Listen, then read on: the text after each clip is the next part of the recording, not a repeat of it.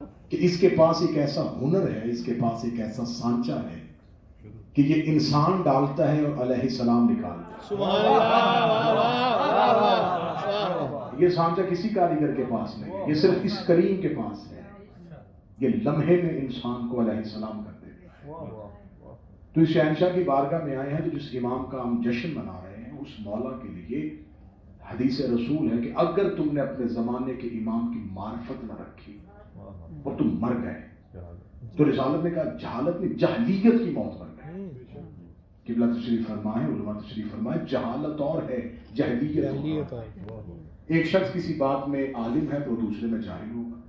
کوئی بھی ایسا غیر معصوم نہیں ہے کہ جو کل عالم، جسے آپریٹ کرنا آتا ہے اسے تقریر کرنا نہیں آتی، جسے تقریر کرنا آتا ہے اسے کھیتی باڑی کرنا نہیں آتی۔ کوئی ایک علم میں عالم ہے تو دوسرے میں جاہل ہے۔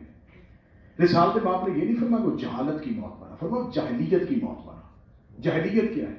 رسول سے آنے سے پہلے، رسول کا جو پہلے زمانہ تھا وہ زمانے جہالت نہیں تھا، وہ زمانے جہلیت تھا۔ انہیں پتہ ہی نہیں تھا کہ کوئی اللہ ہے، انہیں پتہ ہی نہیں تھا کہ کوئی قرآن ہے، کوئی فرشتہ آتا ہے، کوئی وحی ہوتی ہے، انہیں خبر ہی نہیں تھی۔ اب کتنی سخت حدیث ہے، رسول نے فرمایا جس نے اپنے وقت کے امام کی معرفت نہ کی وہ جہالت کی نہیں، جہلیت کی موت مرا۔ نہ اس کے پاس اللہ آیا، نہ اسے قرآن کا پتہ ہے، نہ اسے کتاب کا پتہ ہے۔ نماز واجب ہے لیکن معرفت امام کے ساتھ، بے شک بے شک۔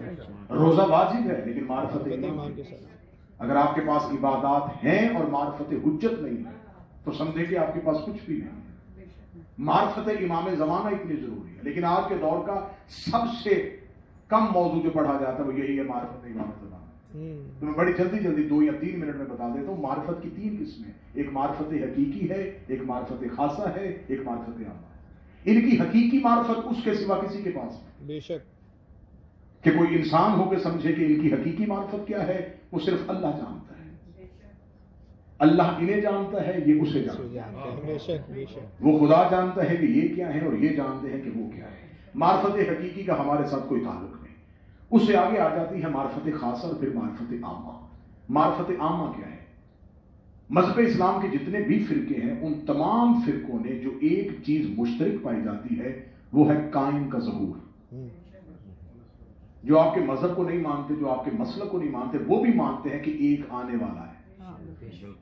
ہر مسلک کے ہاں عقیدہ مہدی جو ہے وہ مشترک ہے۔ ہر مسلک یہ کہتا ہے کہ ایک امام ہے جس نے آنا ہے۔ میں اس لفظ کو اگر خطابت میں ڈالوں تو میرے پاس یہ جملہ اچھا ہے کہ جو علی کی امامت کو نہیں مانتے وہ بھی 12ویں کی غیبت کو مانتے۔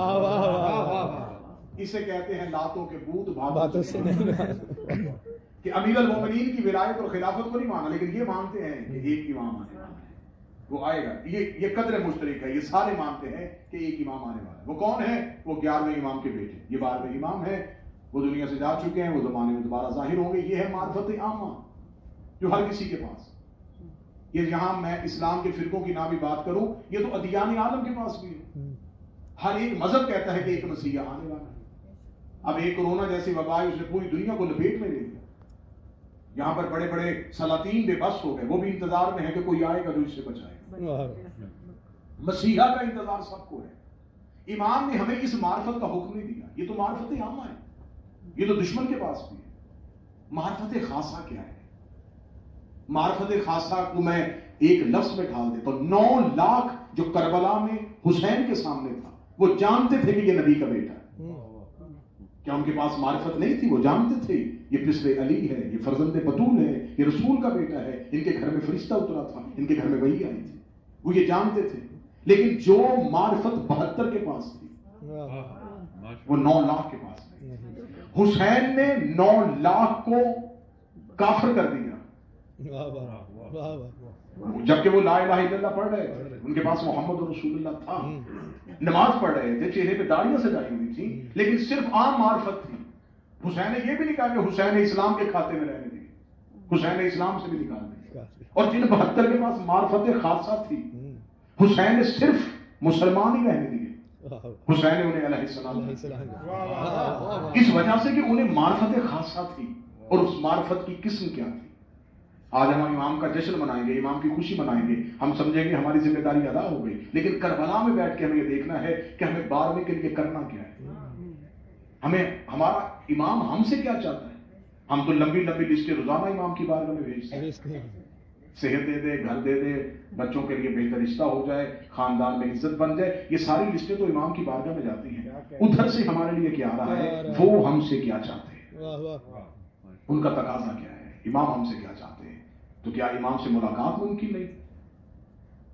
ملاقات با امام زمانہ حسن ابتری نے 2 جلدوں میں کتاب لکھ دی ہے.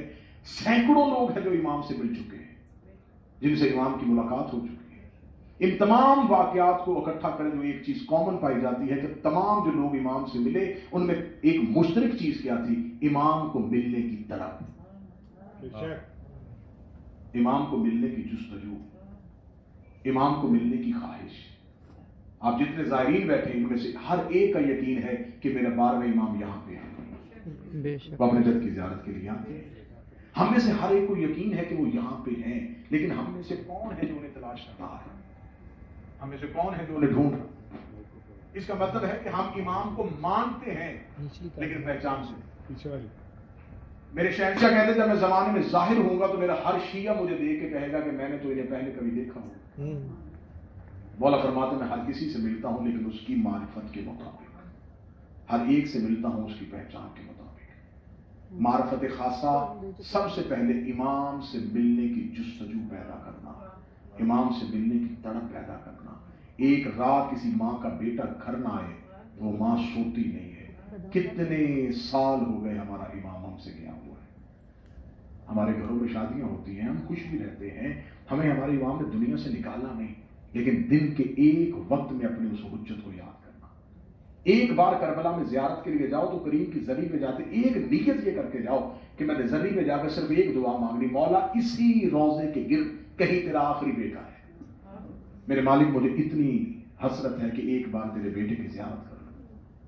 امام سے ملنے کی جستجو کو پیدا کرنا شروع کرو، امام سے ملنے کی تڑپ کو پیدا کرنا شروع کرو. میں باخدا کہتا ہوں جس جگہ پہ آپ ہیں اس سے بہتر جگہ ہے ہی کوئی نہیں ہے. تو یہاں تو مولا حسین، ایک بندے نے امام سے کہا تھا مولا میں نے سنا کہ کربلا جانے سے گناہ معاف ہو جاتے ہیں. امام نے کہا کربلا جانے سے نہیں، کربلا سوچنے سے گناہ معاف ہوتے ہیں. کیا بات ہے، تم نیت کرتے ہو، تم ارادہ کرتے ہو. تو حسین کا اللہ کہتا ہے پہلے اس کے گناہ معاف کرو. اس کے دل میں قبر حسین کی زیارت کی خواہش آ گئی ہے، اب اس کو پاک کرنا شروع کر دو، اب اس کو صاف کرنا شروع کر دو. جب پاک اور صاف کر دیا جاتا ہے کیونکہ اس نے حسین کی بارگاہ میں آنا ہے. حسین کی زری پہ آنے کے لیے بدن کا پاک ہونا ضروری ہوتا ہے. حسین پہلے پاک کرتے ہیں پھر حسین اپنے پاس بلاتے ہیں. نماز پڑھی پہلے جاتی ہے، قبول بعد میں ہوتی ہے. روزہ رکھا پہلے جاتا ہے، قبول بعد میں ہوتا ہے. قبر حسین کی زیارت قبول پہلے ہوتی ہے، سفر بعد میں کیا جاتا ہے. یہاں تک حدیث میں ہے کہ جب مومن دل میں خواہش پیدا کرتا ہے تو اللہ تو ملائکہ کو، تو فرشتوں کو زمین پہ اتار دیتا ہے. اس نے قبر حسین پہ آنے کی خواہش کر لی ہے. اب اس کے لیے اسباب پیدا کرو، یہ جلد از جلد کربلا کا سفر کر سکے. وہ فرشتے اسباب پیدا کرنا شروع کر دیتے ہیں، مومن سفر کے لیے تیار ہو جاتا ہے. وہ کہتے ہیں میرے مالک تو نے ہمیں زمین پہ اتارا تھا، اسباب پیدا ہو گئے، اب یہ سفر کے لیے تیار ہے. مالک ہم کیا کریں؟ پروردگار کی آواز آتی اب یہ حسین کا مہمان بن رہا ہے، تم نے اس کے گھر کے دروازے پہ بیٹھ جانا ہے، تم نے اس کے گھر کا خیال کرنا ہے، ان کے بچوں کا خیال کرنا ہے، ان کے اہل و عیال کا خیال کرنا ہے. جتنی دیر یہ حسین کا مہمان رہے 2 ملائکہ اس کے دروازے پہ بیٹھو. زائر زیارت کر کے واپس پلٹ آتا ہے، وہ کہتے مالک واپس آ گیا، اب ہمیں حکم دے.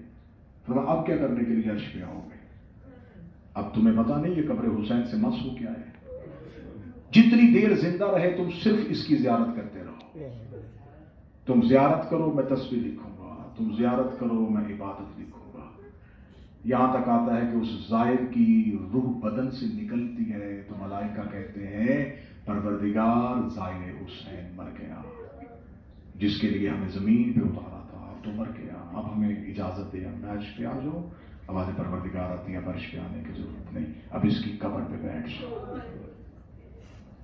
جب تک اس کا آخری بیٹا نہیں آتا اس کی قبر پہ بیٹھ کے اس کے لیے مغفرت مانگو. یہ قبر حسین کا زائر ہے. شمر دیکھ رہا تھا حسین ہے. زیارت حسین فضیلت نہیں، معرفت حسین فضیلت ہے.